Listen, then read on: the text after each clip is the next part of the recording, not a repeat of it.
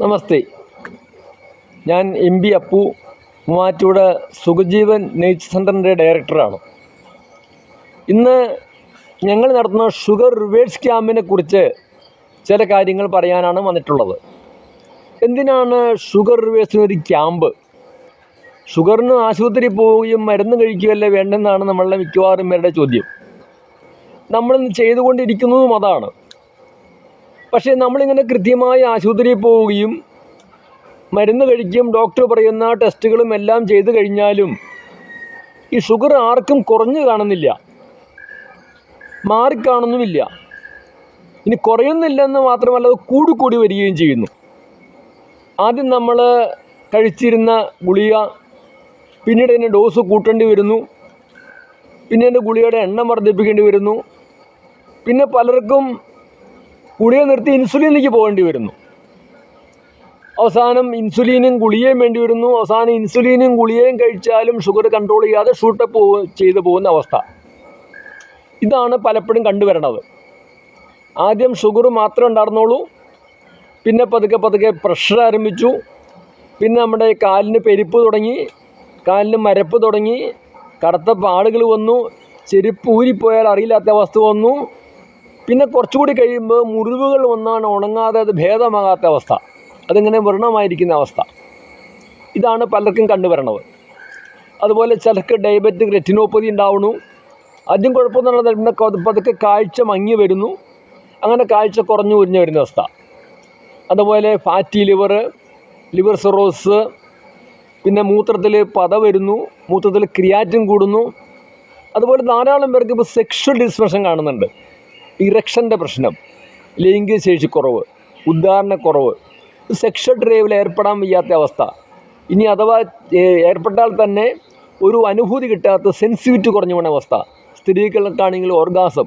ഇതുപോലെ അനവധി പ്രശ്നങ്ങൾ, ഉറക്കക്കുറവ്, ഓർമ്മക്കുറവ്, സ്ട്രോക്ക്, അൾഷിമേഴ്സ്, ഇത്തരം അനവധി രോഗങ്ങൾ പെരി വന്നുകൊണ്ടിരിക്കുന്നു. ആദ്യം തുടക്കം ഒരു പ്രമേഹത്തിലായിരുന്നു, ഷുഗറിലായിരുന്നു. അപ്പോൾ ഇതിങ്ങനെ വർദ്ധിച്ചു വന്നുകൊണ്ടിരിക്കുകയാണ്. നമ്മൾ കൃത്യമായി ആശുപത്രിയിൽ പോകുന്നുണ്ട്, മരുന്ന് കഴിക്കേണ്ടതൊക്കെ ചെയ്യുന്നുണ്ട്, എങ്കിലും ഇത് കുറയുന്നില്ല. എന്തുകൊണ്ടാണ് ഇതിങ്ങനെ കൂടി വരുന്നത്? ഇതിന് മറ്റെന്തെങ്കിലും ഒരു വഴിയുണ്ടോ? ഇത് കുറയ്ക്കാനുള്ള മറ്റെന്തൊരു പരിഹാരമുണ്ടോ? ഇതിനെക്കുറിച്ച് നമ്മൾ അന്വേഷിക്കണത്. നമുക്ക് വേണ്ടത്, പൊതുവെ നമ്മളുടെ ഒരു 90% ആളുകളുടെയും ആഗ്രഹം നമ്മളൊരു മരുന്ന് വായിലേക്ക് ഗുളിക കഴിക്കുക, വെള്ളം കുടിക്കുക, അതുകൊണ്ട് ഈ രോഗം കുറയണം എന്നുള്ളതാണ്.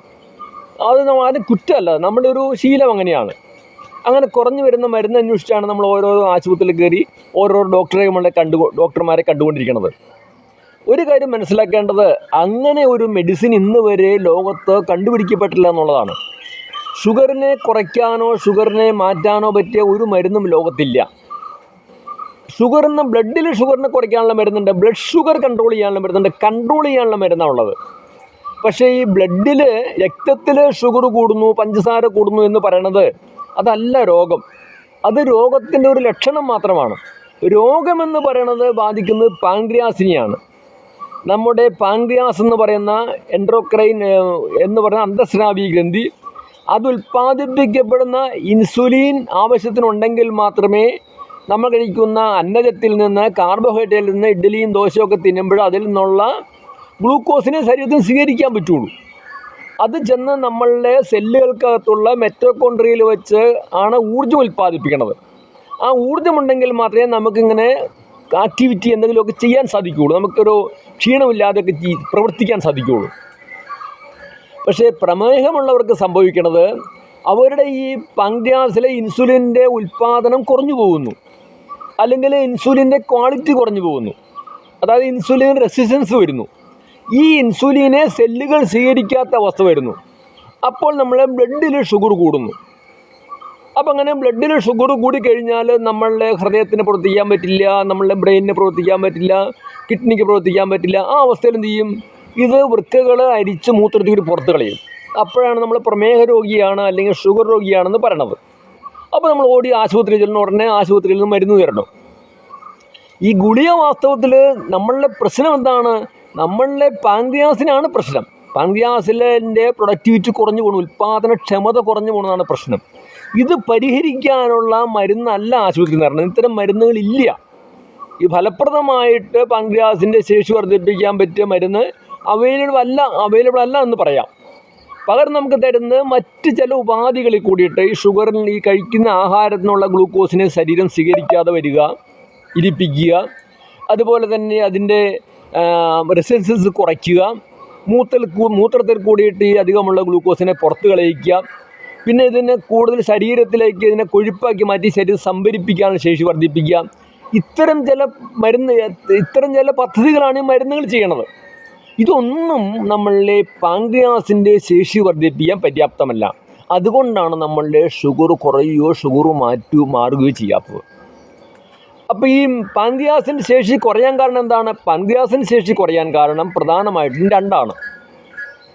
ഒന്ന്, നമ്മൾ കഴിക്കുന്ന നമ്മളുടെ ശരീരത്തിന് ആവശ്യമുള്ളതിൽ കൂടുതലും കാർബോഹൈഡ്രേറ്റ് അകത്ത് തന്നെയാണ് വിഷയം. അന്നജം അല്ലെങ്കിൽ പഞ്ചസാര എന്നൊക്കെ പറയാം, നമുക്ക് ഷുഗർ എന്നൊക്കെ പറയാം.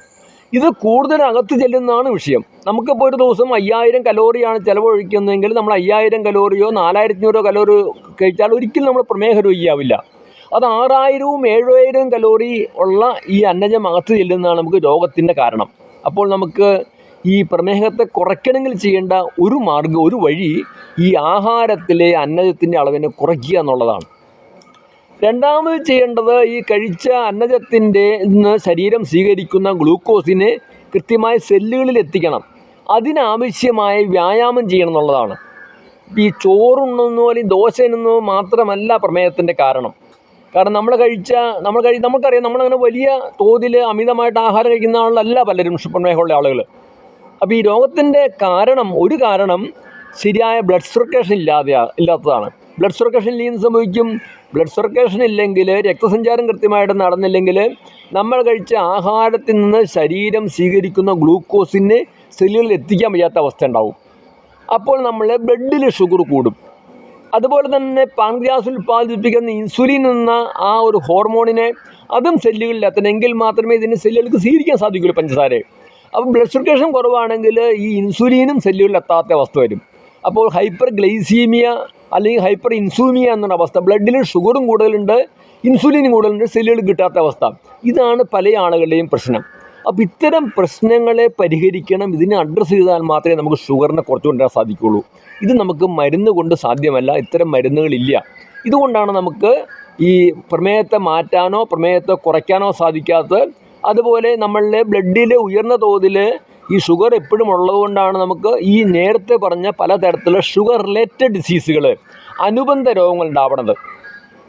അതായത് നമ്മളുടെ ബ്ലഡിൽ കൂടി ഈ ഷുഗർ കൂടിയ ബ്ലഡ് ഒഴുകുമ്പോൾ ഞരമ്പുകൾക്ക് കേടുവരും. ഞരമ്പുകൾക്കുള്ളിലുള്ള എൻഡോസീലിയം എന്ന് പറഞ്ഞ ലെയറുണ്ട്, ഇതിന് നാശം വരും.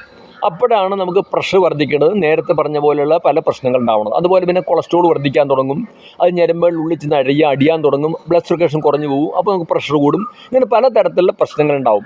അപ്പോൾ ഈ പ്രശ്നങ്ങളെ എല്ലാം അഡ്രസ്സ് ചെയ്യണമെങ്കിൽ നമ്മൾ ചെയ്യേണ്ട 2-3 കാര്യങ്ങളുണ്ട്.